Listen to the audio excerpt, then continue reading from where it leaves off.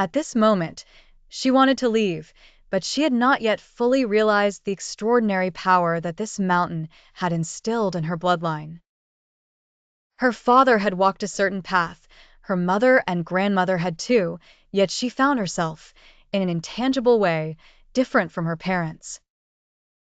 Tara was about to go to college, stepping into society, which was precisely what her parents were trying to separate from her.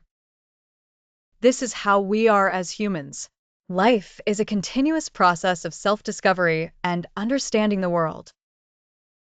At first, we might see many shadows in the original mountain, leading us to believe we must go elsewhere, mentally leaving the original mountain behind. Once we step out, we see a larger world more clearly. However, in this process, we gradually come to appreciate the things we cherished in the mountain we left behind. Life fears disconnection the most.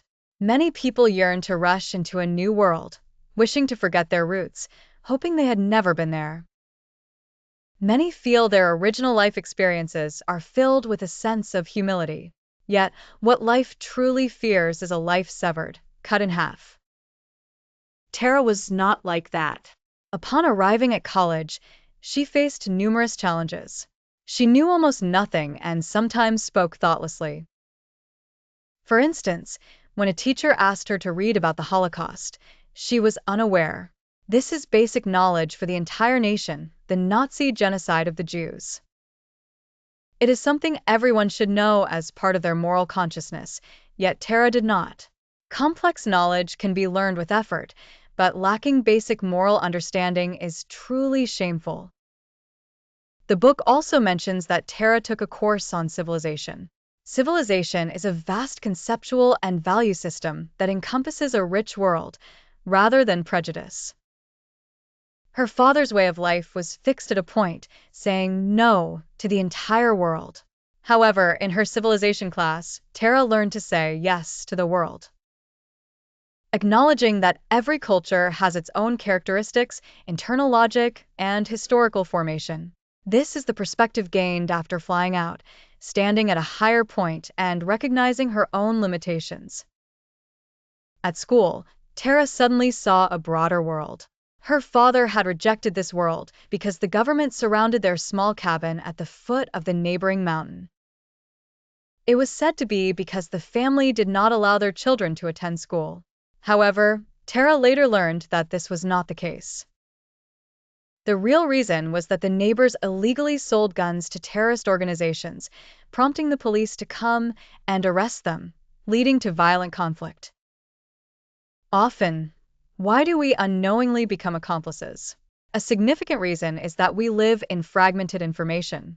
Thus, we need to learn and encounter a broader world. Throughout Tara's learning process, she was filled with surprise. This represents a readjustment or a significant, decisive change. What can we see from this book? We see a 17-year-old girl going to college who had not received formal education before, yet her clarity of mind was exceptional, allowing her to grasp concepts quickly and absorb knowledge effectively.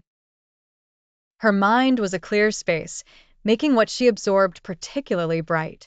If one's mind is cluttered with desires and chaos, filled with dust, one can only grit their teeth to study, focusing on future gains, high salaries, big houses, and luxury cars. If filled with such things, learning becomes merely instrumental. This purity can be attributed to her parents. Looking back, her father also had that simplicity, driven by a vision of the world's end, dedicating himself to these pursuits, which he passed on to his daughter. Her mother's courage was inherited as well. Ultimately, Tara excelled academically, later attending Cambridge and then Harvard as an exchange student. However, the value of this book does not lie solely in this. It is beautifully written that Tara often returns to her mountain to visit her family. She sees some shining qualities in her father.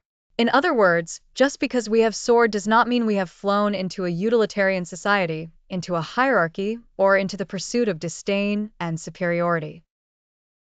Many people have taken this path, so for many, the narrative logic ends with Tara going to Harvard, which is enviable, and she has realized her life value. But such a conclusion is too shallow. Life is about transcendence, so the term fly is used very well. Life is about continuous surpassing, but not flying from one limitation to another, not from the limitations of the mountaintop to those of the hall, but flying towards a broader love, a more expansive life value that can embrace the world and fully possess it. Only then can life unfold like poetry, like music with its own free lyricism. I particularly love the third part of this book. It describes her return to the original mountain, where she gains a renewed understanding of her parents. In life, we can only do one thing well, and that should be done with all our emotions. So, how should one carry forward the past and inspire the future? Each generation has its own form of life.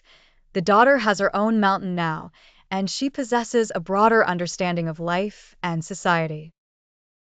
She realizes that Harvard and Cambridge are not absolute truths, leading to growth and a particularly rich inner life. A person living splendidly is precisely this, having their own vision, their own opening, their own realization.